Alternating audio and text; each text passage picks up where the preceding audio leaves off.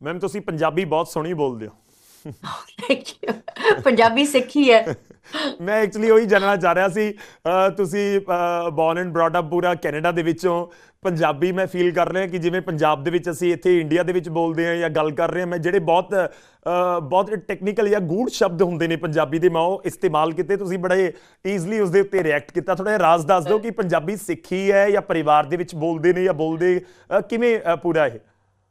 ਮੈਂ ਤੁਹਾਨੂੰ ਇਹਦੇ ਉੱਪਰ ਫਨੀ ਤਾਂ ਸਟੋਰੀ ਸੁਣਾ ਦਿੰਦੀ ਹਾਂ, ਤੇ ਪੰਜਾਬ ਨਾਲ ਉਹਦਾ ਰਿਲੇਟਡ ਹੈ। ਕਿ ਜਦੋਂ ਮੈਂ ਪਹਿਲੀ ਵਾਰੀ ਮੈਨੂੰ ਨੋਮੀਨੇਸ਼ਨ ਮਿਲੀ ਸੀ ਰਨ ਕਰਨ ਵਾਸਤੇ 2004 ਦੇ ਵਿੱਚ, ਅਸੀਂ ਨਾ ਉਦੋਂ ਗੁਰੂ ਘਰ ਗਏ ਤੇ ਸਾਰਾ ਅਰਦਾਸ ਕੀਤੀ ਕਿ ਬਾਬਾ ਜੀ ਸਾਡੀ ਜਿਹੜੀ ਕੈਂਪੇਨ ਹੈ ਬਹੁਤ ਵਧੀਆ ਹੋਵੇ ਸਾਰਾ ਕੁਝ। ਤੇ ਜਦੋਂ ਉਹਨਾਂ ਨੇ ਮੈਨੂੰ ਬੁਲਾਇਆ ਸਪੀਚ ਵਾਸਤੇ, ਮੈਂ ਉੱਥੇ ਉੱਪਰ ਗਈ, ਮੈਂ ਸਪੀਚ ਦਿੱਤੀ। ਤੇ ਜਦੋਂ ਮੈਂ ਵਾਪਸ ਆ ਕੇ ਮੱਥਾ ਟੇਕਿਆ ਤੇ ਮੰਮੀ ਨਾਲ ਜਾ ਕੇ ਬੈਠੀ, ਮੰਮੀ ਕਹਿੰਦੇ ਤੈਨੂੰ ਤੇ ਜਿਹੜੀ ਪੰਜਾਬੀ ਹੈ ਨਾ ਪ੍ਰੈਕਟਿਸ ਕਰਨੀ ਪੈਣੀ ਹੈ, ਤੂੰ ਨਾ ਇੰਗਲਿਸ਼ ਹੀ ਬੋਲਿਆ ਕਰ। ਸੋ ਮੰਮੀ ਥੋੜਾ ਜਿਹਾ ਡਰ ਗਏ ਕਿ ਪੰਜਾਬੀ ਅਸੀਂ ਘਰ ਦੇ ਵਿੱਚ ਬਹੁਤਾ ਬੋਲਦੇ ਨਹੀਂ ਸੀ ਤੇ ਮੇਰੀ ਐਨੀ ਫਲੂਐਂਟ ਨਹੀਂ ਸੀ। ਜੀ। ਫਿਰ ਮੈਨੂੰ ਲੱਗਦਾ ਜਦੋਂ ਮੈਂ ਇਲੈਕਟ ਹੋਈ ਤੇ ਜਿੱਤ ਪ੍ਰਾਪਤ ਕੀਤੀ, ਤੇ ਉਸ ਟਾਈਮ ਦੇ ਉੱਪਰ ਅੰਕਲ ਪ੍ਰਕਾਸ਼ ਬਾਦਲ ਹੋਰਾਂ ਦੀ ਸਰਕਾਰ ਸੀ, ਤੇ ਉਹਨਾਂ ਨੇ ਕਿਹਾ ਕਿ ਏਦਾਂ ਇੰਡੀਆ ਦੀ ਧੀ ਨੇ ਜਿੱਤ ਪ੍ਰਾਪਤ ਕੀਤੀ ਤੇ ਅਸੀਂ ਪੰਜਾਬ ਦੇ ਵਿੱਚ ਇਨਵਾਈਟ ਕਰਦੇ ਹਾਂ। ਜੀ। ਤੇ ਜਦੋਂ ਉਹਨਾਂ ਨੇ ਇੱਕ ਦੋ ਬਹੁਤ ਵੱਡੇ ਸਕੇਲ ਤੇ ਫੰਕਸ਼ਨ ਕੀਤੇ, ਮੈਂ ਜਦੋਂ ਵੀ ਸਪੀਚ ਕਰਨੀ ਨਾ, ਲੋਕਾਂ ਨੇ ਉੱਠ ਕੇ ਤਾੜੀਆਂ ਮਾਰਨ ਲੱਗ ਜਾਣੀਆਂ। ਤੇ ਹੂੰ। ਮੈਂ ਉਹਨਾਂ ਨੂੰ ਕਿਹਾ, ਮੈਂ ਕਿਹਾ ਇਹ ਤੇ ਬੜਾ ਵਧੀਆ ਰਿਸਪਾਂਸ ਆਉਂਦਾ ਪਿਆ ਹੈ। ਜੀ। ਉਹ ਕਹਿੰਦੇ ਬੇਟਾ ਤੇਰੀ ਸ਼ਕਲ ਵੇਖ ਕੇ ਤੈਨੂੰ ਤਾੜੀਆਂ ਮਾਰੀ ਜਾਂਦੇ ਨੇ, ਉਹਨਾਂ ਦੀ ਤੇਰੀ ਇੰਗਲਿਸ਼ ਇੱਕ ਪੱਲੇ ਵੀ ਨਹੀਂ ਪੈਂਦੀ ਪਈ, ਪੰਜਾਬੀ ਬੋਲਿਆ ਕਰ।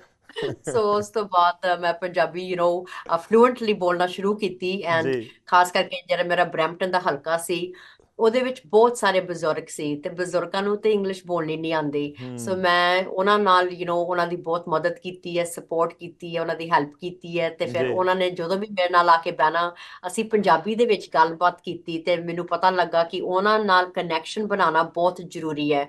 ਸੋ ਹੂੰ। ਇਸ ਕਰਕੇ ਮੇਰੀ ਪੰਜਾਬੀ ਫਲੂਐਂਟ ਹੁੰਦੀ ਗਈ and now I can do your interview hair in fluent ਨਹੀਂ, ਪੰਜਾਬੀ। ਬਿਲਕੁਲ ਡੈਫੀਨੇਟਲੀ ਮੈਨੂੰ ਲੱਗਦਾ ਕਿ ਪੰਜਾਬ ਪੂਰਾ ਬੜਾ ਪ੍ਰਾਊਡ ਫੀਲ ਕਰ ਰਿਹਾ ਹੋਣਾ ਹੈ ਤੁਹਾਡੀ ਪੰਜਾਬੀ ਸੁਣ ਕੇ, ਜਿੱਥੇ ਤੁਸੀਂ ਜਿਸ ਮੁਕਾਮ ਦੇ ਉੱਤੇ ਹੋ ਉਸ ਮੁਕਾਮ ਦੇ ਉੱਤੇ ਪਹੁੰਚਣ ਦੀ ਵਜ੍ਹਾ ਦੇ ਨਾਲ ਵੀ।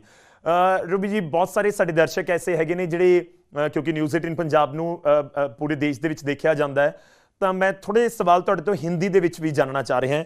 ਹੋਪਫੁਲੀ ਜਿਵੇਂ ਤੁਸੀਂ ਠੀਕ ਹੈ। ਪੰਜਾਬੀ ਔਰ ਇੰਗਲਿਸ਼ ਕੰफर्टेबल हो, हिंदी ਦੇ ਵਿੱਚ भी होंगे।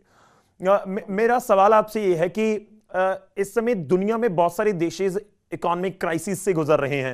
आपने ऑलरेडी जिक्र कर दिया, आपके बहुत सारी स्टेटमेंट्स ऐसी हैं जिसमें आपने जिक्र किया कि जो प्राइसेस हैं वहाँ पर, लॉ एंड ऑर्डर की सिचुएशन है, वो सारी चीज़ें आपके जहन में हैं।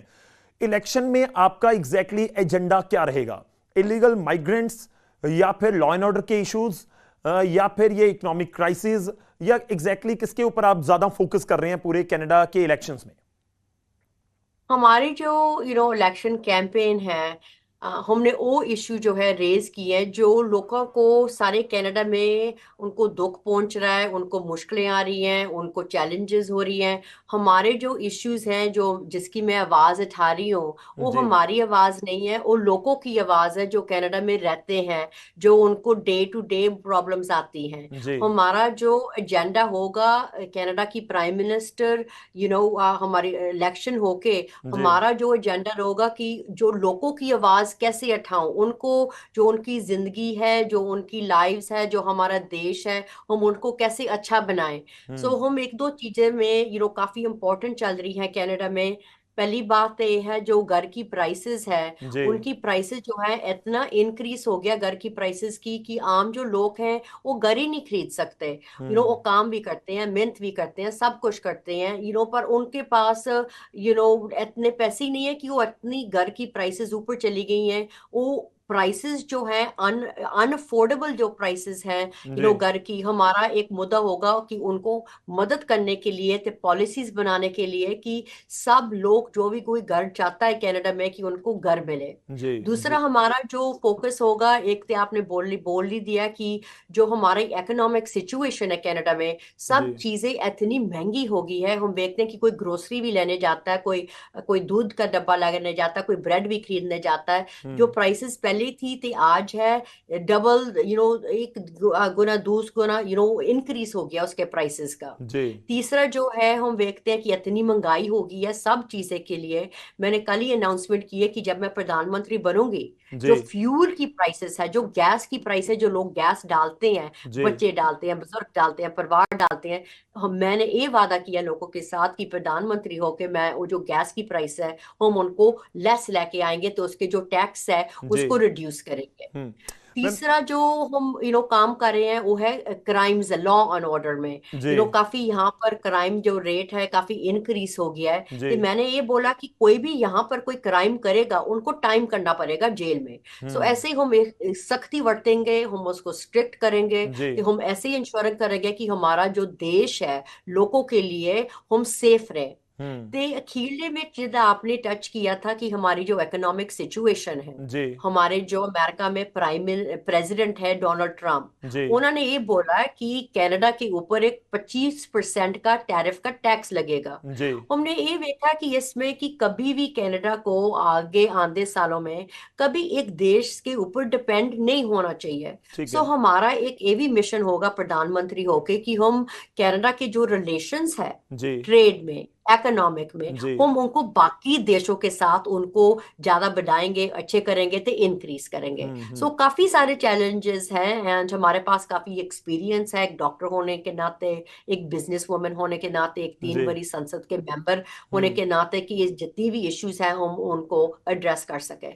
आपकी माइग्रेंट्स वाली जो इलीगल इमिग्रेंट्स हैं उसकी स्टेटमेंट के बाद आपको एक नाम लेडी ट्रंप का भी मिल रहा है पूरी दुनिया में, आप तक भी पहुंचा होगा। आप उसको पॉजिटिव ले रही हैं? क्योंकि देखिए पूरा इलेक्शन अमेरिका का पूरी दुनिया ने देखा है, हमने इंडिया में बैठ के देखा, तो डोनाल्ड ट्रंप के पूरे इलेक्शन कैंपेन का जो फोकस था वो इलीगल इमिग्रेंट्स तो था, उसमें कोई दो राय नहीं है। वो जैसे ही वो राष्ट्रपति बने और उसके बाद उन्होंने मेक्सिको के बॉर्डर्स को लेकर आदेश जारी कर दिए, ऐसी चीजें उनकी तरफ से की गई हैं। मैं एक दिन ऐसा टाइम आना चाहिए जब लोग कहेंगे कि जो डोनाल्ड ट्रंप है वो रूबी डाला जैसे है। जी सो मैं कभी भी चाहती नहीं कि किसी की टाइटल लेना हमारा, हमारी जो प्रायोरिटी है, हमारी लॉयल्टी है, वो हमारे कनाडा के लोगों से है। जी बट हमने वो लोगों ने ये जरूर लिखा है हम्म कि सिर्फ कनाडा में रूबी डाला है जो डोनाल्ड ट्रंप से डील बना सकती है। जी ऐसे ही है कि डोनाल्ड ट्रंप वो भी बिजनेसमैन है, हम्म मैं जो हूँ मैं भी बिजनेस वुमन हूँ। जी तो बिजनेस में हम ये सीखते हैं कि जैसे डील है, कुछ भी नेगोशिएट करना है वो कैसे कर सकते हैं। हम्म सो हमारी दोवें की बहुत स्ट्रॉन्ग पर्सनैलिटीज हैं। जी सो इसकी वजह से हम इकट्ठे बैठेंगे, हम डील करेंगे, हम डील बनाएंगे। जी वो हमारी जितने भी देशवासी, जितने भी लोग रहते हैं हमारे कनाडा में, हमारे देश के लिए हम्म सबसे अच्छा होगा। And we will win as people and as a country if Donald Trump and I sit down and negotiate the best deal for hmm our countries and our citizens.